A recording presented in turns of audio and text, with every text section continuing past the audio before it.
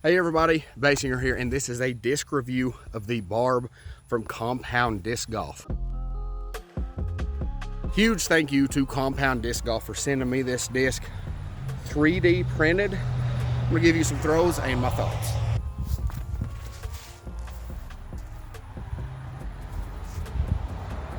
So let's talk about the Barb. As you can see, the Barb has the flight numbers 4303. As you can tell with those flight numbers, this is going to be your upshot disc, your punt and approach style disc, just meant for those 150 to 200 foot shots where you're trying to get really close to the basket. So one of the first things I noticed about the Barb is the plastic itself. As you can see, this filament they use is very soft and gummy. All right, so don't let my plastic description fool you. It's not floppy by any means. It's just gummy, and it still has that nice stiff rim around the outside.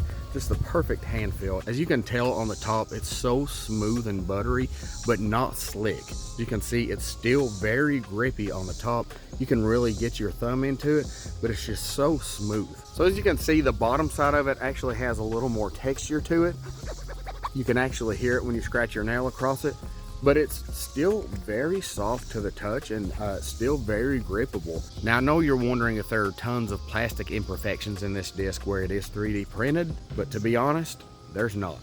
Now of course there are some small spots as you can see here, and then there is a line where the two ends of the filament meet that you can see there, but honestly, you're not really going to feel that, and I don't personally know why you would ever grip it at that spot if you know it's there already. So does that create an issue with the disc? In my opinion, not at all. As for the flight of the Barb itself, it is a very overstable approach disc. It is absolutely perfect for those little touch approach shots where you want to throw a forehand or a backhand, just get it to hyzer in and come down and land right near the basket. Now I'm not a big forehand player, so discs like this have not always appealed to me, but I can honestly tell you that this thing feels absolutely great in the hand for a forehand and a backhand as well.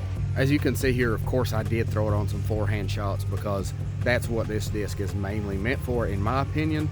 And pretty much every time I threw it, it did exactly what I wanted it to do.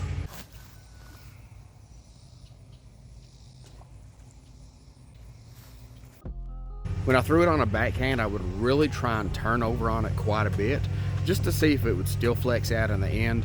It did push really straight for very far, but then it did just dump right out at the end. When it was done flying, it was done flying.